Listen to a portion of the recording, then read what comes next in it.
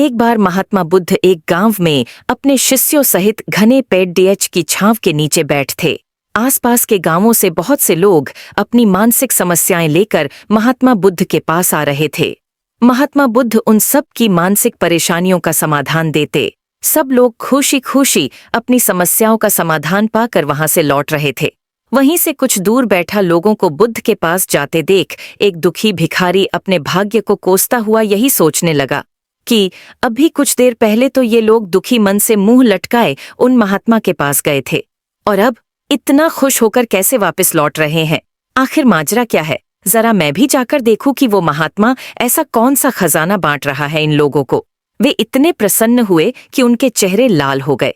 जब वो दुख भिखारी कुछ नजदीक गया तो उसने देखा कि ये महात्मा तो लोगों को प्रवचन देकर लोगों के दुख का निवारण कर रहे हैं। यह देखकर भिखारी के मन में भी तीव्र इच्छा हुई कि क्यों न मैं भी इन महात्मा को अपना दुख बताऊं, मुझे भी अपने दुख का समाधान अवश्य मिलेगा। बस फिर क्या था, समाधान पाने की लालसा लिए भिखारी महात्मा बुद्ध के सामने पहुंचा और हाथ जोड़कर प्रणाम करते हुए बोला, हे महात्मा बुद्ध, मैं भी लोगों की मदद करना चाहता हूँ। मुझे लोगों की मदद करने की बहुत इच्छा है, लेकिन मैं कैसे मदद कर सकता हूँ? मैं बहुत गरीब हूँ।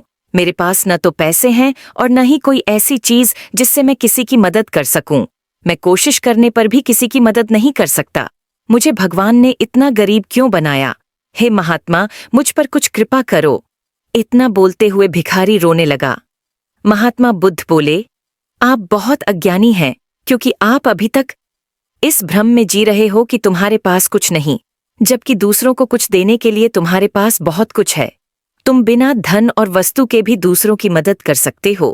तुम्हारे पास जुबान है जिससे तुम मीठे शब्द बोलकर किसी के दुखी चेहरे पर मुस्कान ला सकते हो। इन्हीं शब्दों की ताकत से तुम किसी के भी टूटते हौसलों को फिर से मजबूत कर सकते हो।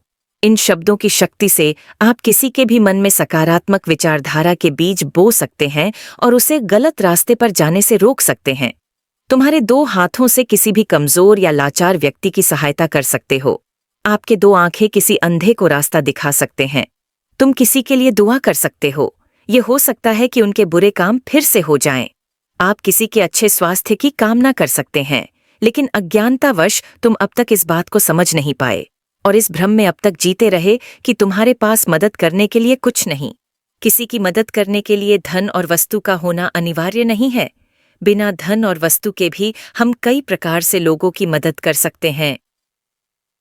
महात्मा बुद्ध के ज्ञान से भरे ये सुंदर शब्द सुनकर भिखारी के चेहरे पर मुस्कान आ गई और वह खुशी से झूमता हुआ वहां से चला गया।